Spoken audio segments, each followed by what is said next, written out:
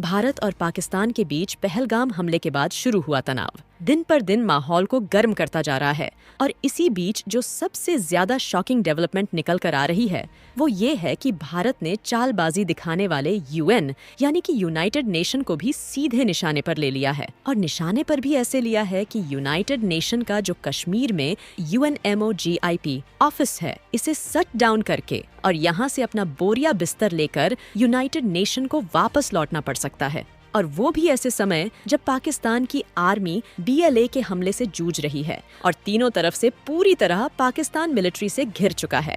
यानी कि पाकिस्तान इस तरीके से आइसोलेटेड हो गया है कि पहली बात तो वो तीनों तरफ से घिर चुका है और दूसरी बात कि ऐसे समय उनके पास यूनाइटेड नेशन का भी साथ नहीं बचा है, बल्कि खुद भारत ने यूनाइटेड नेशन को ही निशाने पर ले लिया है। आखिरकार उस दिन वहाँ पर क्या हुआ था, आइए आज के इस वीडियो में समझते हैं।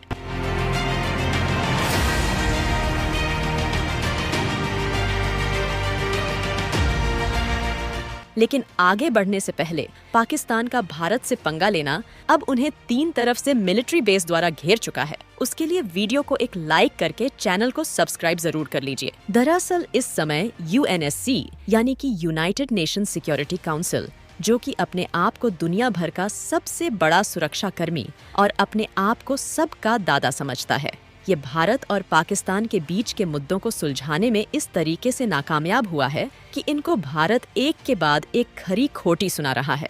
और सवाल खड़े हो रहे हैं कि आप अपना बोरिया बिस्तर भारत से बांधे और भारत की दिल्ली और कश्मीर को छोड़कर वापस लौट जाइए, क्योंकि बात 1949 की है, जब कश्मीर का मुद्दा गर्म था। तभी संयुक्त राष्ट्र यानी कि यूनाइटेड नेशन ने एक टीम बनाई जिसका नाम रखा UNMOGIP। इनका काम था LOC यानी लाइन ऑफ कंट्रोल पर नजर रखना। इनको 2 ऑफिस थे, एक श्रीनगर में और दूसरा इस्लामाबाद में।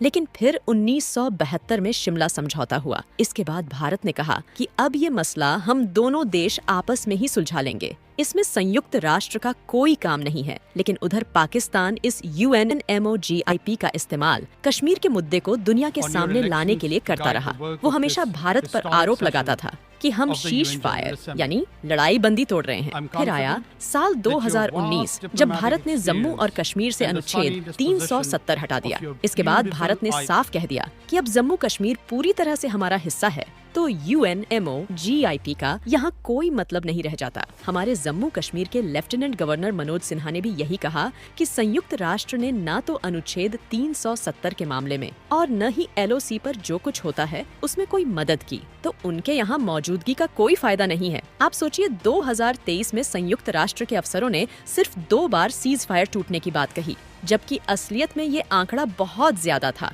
और तो और पाकिस्तान ने तो UNMOGIP के होते हुए भी चीन को हमारी शख्स गांव घाटी का करीब 5100 स्क्वायर किलोमीटर का इलाका दे दिया। यहाँ के लोगों की भी यही राय है कि UNMOGIP बस एक पुरानी चीज है जिसका अब कोई मतलब नहीं है।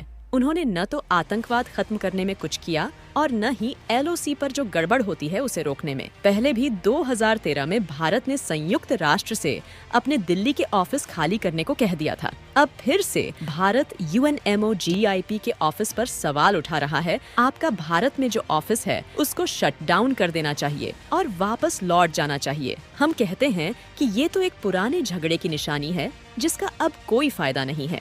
2019 के बाद से तो संयुक्त राष्ट्र के इस ऑफिस ने ये भी नहीं माना कि जम्मू और कश्मीर अब भारत का ही हिस्सा है। हालांकि इस बार मजे की बात तो ये है कि संयुक्त राष्ट्र सुरक्षा परिषद ने पाकिस्तान की गलती मानी है और भारत का साथ दिया है। अब तो भारत ये भी सोच रहा है कि LOC पर जो सीज फायर का समझौता है उसे भी खत्म कर दिया जाए। तो कुल मिलाकर बात यही है कि संयुक्त राष्ट्र की इस ऑफिस का कश्मीर में कोई काम नहीं है और अगर उन्हें सपोर्ट ही करना है तो वो ग्लोबल भी ये कर सकते हैं। और इसी बीच एक तरफ जहां यूनाइटेड नेशन भारत से बोरिया बिस्तर बांधकर जाने की तैयारी में है, वहीं रिपोर्ट आ रही है कि पाकिस्तान इस समय तीनों ओर से घिर चुका है। और वो भी पाकिस्तान इस तरीके से घिरा है कि उनका दिमाग खुद चकरा रहा होगा कि वो अपने आप को बचाए तो बचाए किस ओर से, क्योंकि 2 तरफ से तो ये भारत के मिलिट्री बेस द्वारा घिरे हैं और तीसरी ओर से इनको घेरने का काम कर रहा है बलूचिस्तान, जो कि भारत से भी ज्यादा इनके ऊपर हावी हो गया है। दरअसल अगर आप इस मैप में ध्यान से देखें तो पाकिस्तान को 2 हिस्सों में अलग अलग कलर से हाईलाइटेड दिखाया जाएगा। जहां ये सफेद और हरे रंग से हाईलाइटेड एरिया पाकिस्तान का है। लेकिन ये सफेद रंग वाला एरिया पाकिस्तान का ही हिस्सा बलूचिस्तान है, जो कि पाकिस्तान से अलग होना चाहता है। और बलूचिस्तान लिबरेशन आर्मी लगातार पाकिस्तान के ऊपर हमला कर रही है। और इस बीच जहां इनका ध्यान भारत की ओर हो गया है, तो वहीं बलूचिस्तान आर्मी पाकिस्तान के सीने पर चढ़ती चली जा रही है। यानी कि उस तरफ भारत को झांकने की जरूरत ही नहीं है, बल्कि बलूचिस्तान अकेले ही पाकिस्तान को संभाल लेगा। और दूसरी बात ये भी देखा गया है कि जो बलूचिस्तान है वो हमेशा ही भारत के समर्थन में रहा है।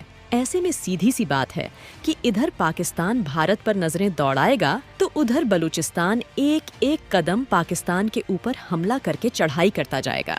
लेकिन इस समय सबसे बड़ा सवाल यही उठ रहा है कि अगर भारत और पाकिस्तान के बीच ज्यादा माहौल बिगड़ता है और युद्ध होता है, या फिर भारत को हमला करना पड़ जाता है, तो भारत क्या करेगा? क्या पाकिस्तान के आसपास हमारी कोई मजबूत मिलिट्री बेस है या फिर नहीं? क्योंकि देखा जाए तो भारत और पाकिस्तान की लगभग 3,323 किलोमीटर लंबी अंतर्राष्ट्रीय सीमा है, जहां पाकिस्तान के पूर्व में भारत के राज्य जम्मू कश्मीर, पंजाब, राजस्थान और गुजरात है।